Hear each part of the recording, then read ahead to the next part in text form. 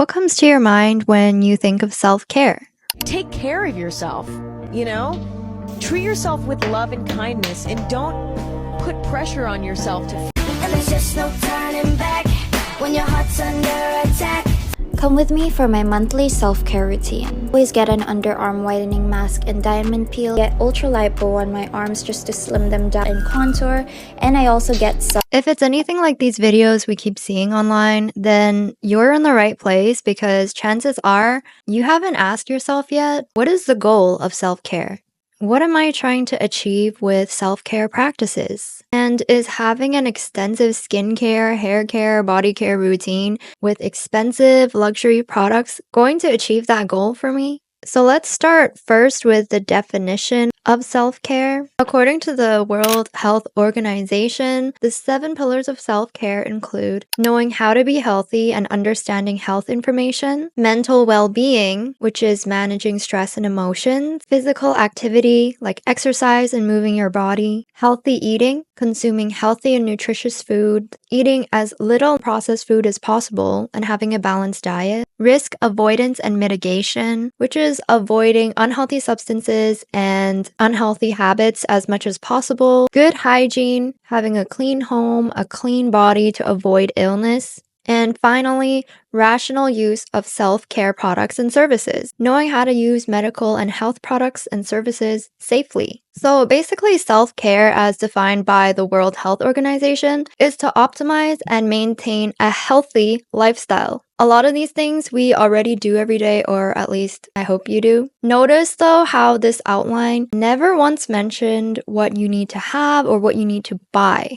A lot of these things on the list are free, which is a stark contrast to what our TikTok and Instagram algorithms are telling us. And notice how nothing on this list is a one and done solution. Self-care and health maintenance is something that we have to practice either every day or every week for the rest of our lives. But let's be honest, being healthy, living sustainably, consuming very little, that's all very boring. That's not very fun to watch because there's nothing pink, pretty, or luxurious about it. So ChatGPT told me that the wellness industry is worth over $4.5 trillion, which is kind of scary to think about the fact that self-care can be so profitable. So I started to look into it. Who is benefiting from the commercialization of self-care? And what does it mean for the consumers? If you asked me 6 months ago what self-care looks like to me, I would probably describe all the clean girl, that girl, it girl TikToks that I've been watching since 2022. You know what I'm talking about. Powder pink Lululemon or aloe workout sets, Pilates in a beautiful studio, pink Stanley cups, a shelf stocked full of luxury skincare products, spa getaways, expensive candlelit Instagrammable bubble baths. A lot of these products and services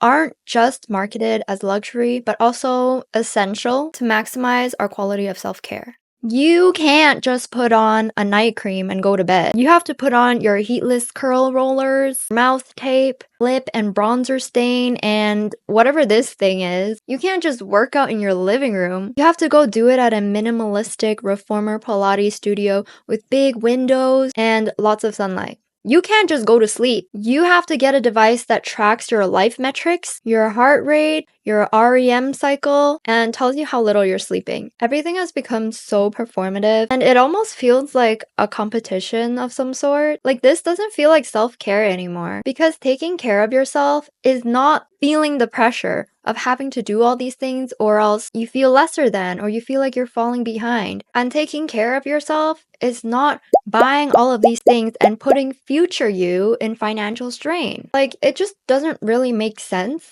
And yet, every week, there's a new must-have life-changing product promising to make us more beautiful and more put together. It kind of feels like we're being sold the dream of an affluent lifestyle and that this lifestyle is going to fix all of our problems rather than actually improving our lives. We see our idols and, some of our friends on social media who seem to be thriving, flashing these pink pretty products, and our brains make the connection that my idol, the person I look up to, has all these pink pretty products. So if I have this pretty pink product, I can be like my idol who's thriving. Or I can be like my idol who's more beautiful, successful, richer, happier than everyone else. And why wouldn't I want to be more beautiful, more successful, richer, and happier? When you see someone who's perfect, it's not weird for your brain to make the connection that if you have any similarities to this perfect person, you feel a little bit closer to them. So then it kind of makes sense for us to want to go out and purchase this pink, pretty little thing that they have. I can confidently say with 100% conviction that a big part of today's definition and practice of self-care is undoubtedly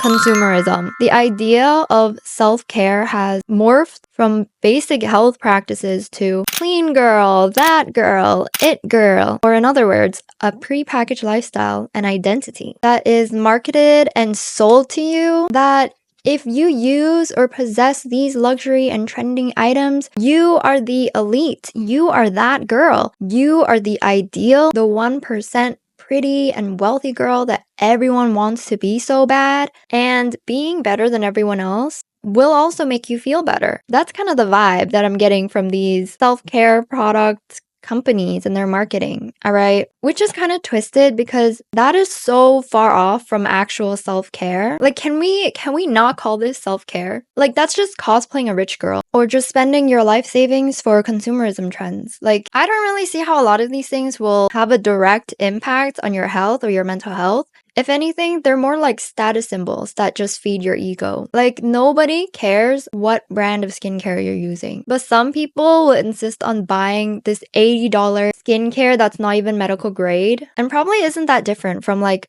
a $10 skincare product. But a lot of companies will allude to the fact that your value and your worth is tied to owning these things. They'll say things like, treat yourself, or don't settle for less, which kind of implies that you can upgrade yourself by buying this thing or that you aren't enough until you have this thing. Which, like, I've never met anyone who ever bought a $100 candle and got a brand new life. You know what I mean? Like, it's a candle. You burn it and it smells nice, but your life is kind of the same as before you bought the candle when you walk out of the room and you can't smell it anymore. Like, the only stark difference is your bank balance, but the influencers will tell you otherwise. So I want to tell you guys a story about Kiehl's, which is a skincare brand. And no hate to Kiehl's, by the way. I love their products, but this is just an experience I had with them that kind of stuck in my head. So I was at the mall with my friend one time and we were waiting for our other friend to arrive. So we're trying to kill time and my friend suggests,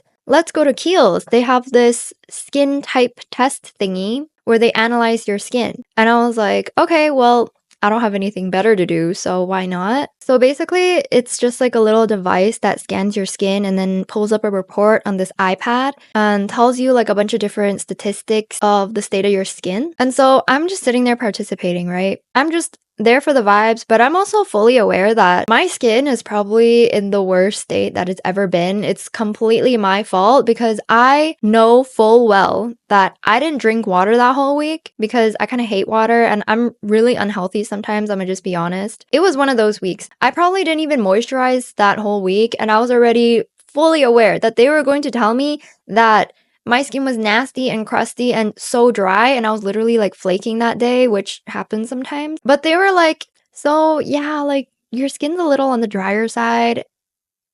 Homegirl was being so nice about it. And then she went straight to recommending me all these products that would help my skin with hydration, which there's nothing wrong with that because that was her job to sell skincare products. But I was just sitting there thinking like, damn, like you're gonna tell me to do everything but drink water? Like, I think that's a pretty strong requirement of getting more hydrated skin and being more hydrated in general is just to drink water. But no, like they're not gonna tell me that because that's free. If I drink water, they won't make money off of me. And again, no hate to Kiehl's, love your products. But I'm just saying, this is where all the companies' priorities lie. Nobody cares how you feel. Nobody cares if you're healthy or not. They just care that you buy whatever they're selling. They just want your money, whether their product really works out for you or not. And I think a common theme in self-care is that a lot of people are struggling with burnout. According to Google, you can manage burnout by practicing health habits, stress management techniques, and leaning on friends and family for support. But that won't put money into these companies' pockets. So instead, we're being told, we're being marketed, treat yourself. You deserve it. You deserve this $100 luxury candle. Surely that will soothe your nerves. $70 face cream to make you beautiful and young again because God forbid you age. Having wrinkles is going to stress you out. If you're tired and anxious, just indulge. Just treat yourself. That will surely make the problem go away. Don't pay attention to the huge chunk of your paycheck that just got deleted. That's going to stress you out. But you know what's not going to stress you out? This cute aloe set that you can wear to all your Pilates classes that will surely help you de-stress and be healthy. And this just feels so wrong because everyone needs self-care and everyone needs an outlet to manage stress. And it feels kind of predatory to convince people to spend huge price tags for a temporary sense of relief or even just the perception of relief. And if you're watching this, I'm sure you're aware that there's really no end to this cycle. Like, once you buy one thing, you think, okay, after buying this one thing, I'm gonna be satisfied and I won't need to buy anything else. Bitch, you're lying. You know damn well that in 2 weeks, there's gonna be something else that you're gonna need and that you won't be satisfied until you own it and it's in your hands. Like I said, self-care is something we need throughout the course of our whole lives. But it's not really sustainable if you constantly have to purchase things every time you're tired or you have some funky feelings. Because if the only solution to de-stress is to buy a new product to make your life look a little more aesthetic and feel better about yourself, then we either have to go broke to feel okay and to take care of ourselves, or you have to actually be rich to feel like you're okay, which is super toxic and not the case at all because what do you mean I have to swipe my credit card every time I want to feel better about myself? And a lot of these solutions do not fix the root cause of the stress. We just feel better as soon as we have this one thing, but then you kind of forget about it after a while, and the cycle kind of repeats itself. It's kind of like a band-aid solution, which a lot of us don't realize. Like, for example, you might be really tired and really stressed out from work, and instead of getting deep rest and doing things like your old hobbies and things that you like to make you feel a little more like yourself, you just buy new and shiny things that make you feel better for a little bit. That's not really gonna solve how tired you are from work and how exhausted your soul feels. Like, that feeling is definitely going to come back. And this is kind of unrelated to self-care, but I either heard this in another book or YouTube video a while back. I can't remember, but it was really interesting. And it's the fact that big companies promote individualism. Like, girl boss, don't rely on no man, don't need no toxic people in your life. Pretty much, they like it when you don't rely on other people and you are by yourself because it's more profitable for them. So let me explain. If you don't have a community, you have to do everything yourself. You have to figure everything out yourself. You don't ask your friends for a ride to the airport. You spend money on Uber instead. You don't ask your neighbor to borrow an appliance. You buy it yourself and have your own. If you had a community, you'd probably be happier also. But happier people consume less, and with people around you willing to help and share, you probably wouldn't need as many goods and services, and that isn't profitable for companies. What is profitable for them is to gaslight you into tying your self-worth onto material items that they sell you. And then they pit you up against other people. And then you guys compete with each other, and it's kind of like a pay-to-win game in real life, and you're always trying to one-up each other. At least this is the observation that I made with people I know in real life and through the type of stories that they're posting on their Instagram. And all that is to say, I think we're just too chronically online. Like, having access to thousands of people and looking into their lives this easily, this effortlessly, was never a thing until the last few years, by the way. And when we see other people, it's hard not to compare ourselves to others. Like, I feel like that's an automatic thing that our brain does. And for the first time in our lives, we're seeing thousands of people online who are so wealthy, so successful, so gorgeous, and living in luxury. So it's not really abnormal to feel this type of way when your life doesn't look like that. But mimicking them and trying to be more like them probably isn't going to make you feel better or more relaxed. If anything, it'll probably make you feel like you're behind or less than. And it's just kind of sad. to see brands kind of selling self-care products and services while using influencers who are actually an outlier in the population, I'd say. Like, most people are not wealthy, super gorgeous, and super successful, but this is all we see online. So I think if you really wanted self-care, like real self-care and real improvement, it would be really helpful to log off. And I know a lot of you won't like that answer, neither do I. But if you're in real need of self-care, just consider it. Give your body deep rest if that's what you need. I find that being online makes me a little anxious and makes me sleep a little less because I like to stay up and scroll before bed and also first thing in the morning. Go out and move your body and sweat out your toxins if that's what you need. Meet your friends or pick up some old hobbies to ground yourself. And all of this is free, right? The goal was always to be happy and healthy and not just look like we are. Logging off really helped me realize that social media is kind of like made up reality. Like, it doesn't really exist if you think about it. Like, yeah, there's a whole world online, but if I unsubscribe to Wi-Fi and I start living my life without Wi-Fi, my actual life when disconnected from the internet is going to be completely different experience. I would have a completely different set of feelings, problems, and thoughts, which is kind of crazy to think about. Like, social media is so ingrained into our lives, and it's like almost, I would say it's part of like your nervous system almost. And I remember being so frustrated seeing how everyone has such a beautiful home online and the best clothes, and I would be angry and sad that my life didn't look like that. And I always felt like I wasn't doing enough and I wasn't successful enough, because if I was, then that's exactly what my living conditions would look like too. And obviously that didn't help with my health. It gave me a lot of unnecessary stress and really messed with my self-identity and self-esteem. Social media kind of makes you always want to be somewhere else or be someone else, and it makes you forget about what's really important, like who you are as a person and what your life is like when you turn off your phone. And to give you an example, I always wanted to speed run and make more and more and more and more money so I could finally move out to my own beautiful home that was aesthetic enough to film and get thousands of likes. But when I log off and don't really think about social media, I look around at my immigrant parents' very non-aesthetic house, and I realize that one day, like maybe 20, 30 years from now, when I do move out and my life is probably completely different, I will wish for nothing more than to be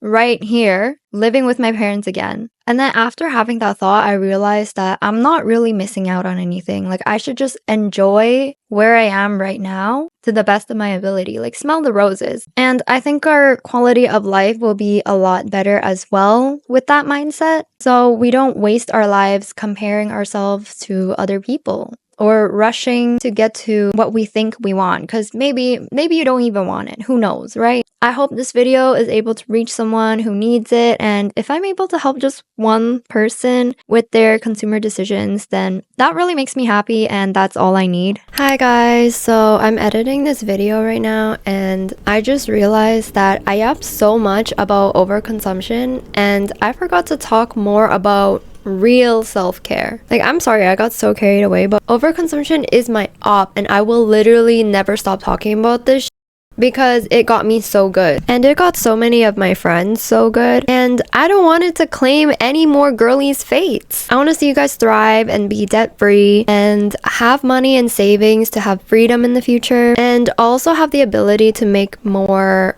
life choices down the line. Like, if you want kids, marriage, whatever, you can go into it debt-free or even have a little bit of savings. So I wanted to add that self-care is so much more than just a quick fix when you're feeling down. It's also genuinely taking care of yourself in a way that lets you know that someone has your back. It's being kind to yourself, it's being hard on yourself. It's the way you talk to yourself, and also the little everyday decisions that you make. Let me explain. So I recently saw a TikTok that said the best self-care is to take care of yourself as if you're taking care of someone else. And the example they used was, if you had a child, would you let that child eat breakfast at 1 p.m.? No, you wouldn't. So why do you do that to yourself? If you had a child, would you spend your money on Sephora, or would you use the makeup you already have and invest the money for your child's future? And that was really eye-opening because we do the most for other people, but we never give ourselves the same level of care. If we do the most for other people, why don't we ever give ourselves the same level of care? And on that note, I wanted to add that being kind to yourself is self-care. Watch how you talk to yourself. A lot of us are really hard on ourselves. Like, if something goes wrong at work, we're so quick to think that, ugh, I'm such a failure. But if the same thing were to happen to our friends, we probably would never say that to them. And instead, we would tell them, everyone makes mistakes. And it's really not a big deal. Like, we can learn from it and it'll be okay. Self-care is also being hard on yourself. And I mean that in the best way. I'm talking about discipline. For example, I have never had a day in my life where I thought, I can't wait to exercise. Exercising is so fun, but I know it's good for me. I know that I'll be sexier if I do exercise, and I'll probably live a longer life, so I just have to do it. Even though I don't want to, boo-hoo, too bad, so sad. It's just something I have to do, and I made myself a promise that I will exercise regularly, and I have to keep that promise to myself because I respect myself. And when you do hard things regularly, you build discipline, you get used to doing hard things, you build resilience and become a stronger person, and you'll naturally become a more confident person. And confidence is kind of like a form of self-care too, no? I promise you that no skincare or beauty product will ever get you that long-lasting level of satisfaction and confidence that building a strong body and mind will do for you. And also, I read something really interesting in a book, but I need to say first that I'm not a therapist. If you have serious mental health hardships, don't listen to me, but talk to a therapist, okay? But I read a book that said depression is sometimes our body's signaling for change, which I thought was really interesting because when I think back to the times I felt depressed, it's usually when I feel stagnant or I don't like certain aspects of my life. So I would say feeling stuck is a major contributor to depression, and it's signaling to your body that, hey, we don't like this. Something needs to change. Maybe your job has become repetitive, like you don't feel growth or satisfaction in it anymore. Maybe your relationship is not good or it's stale. Or maybe you yourself just have a bad personality and you're sick of your own Humans need to be constantly growing and evolving to feel purpose and to feel fulfillment. So if you ever think you're feeling depressed, maybe you can give your life a little audit, a little review, and see which areas you can tweak. And it doesn't have to be grand. Like, small details will add up to the bigger picture. The recipe for happiness is having something to do, someone to love, and something to look forward to, and not something to spend money on. Thank you guys so much for watching this video. My name is Xiao, and if you like this video, make sure to give me a thumbs up. Leave me a comment and let me know what you guys think about this topic and if you found it relatable. Or let me know if there's any other topics that you guys would like me to talk about, because I know I've been talking a lot about overconsumption and being gaslighted to buy all these things, because I am such a huge victim of this. I see so many of my friends going through this and I feel it to my core. So I am a little bit obsessed with this topic, I will admit. But if you want to see more, hit the subscribe button and check out this video where I talk about why we humans feel so compelled to be better than everyone else that we're willing to make crazy impulsive decisions to become that girl. That's everything I have for you today. Thank you so much for watching, and I'll see you guys next time. Bye!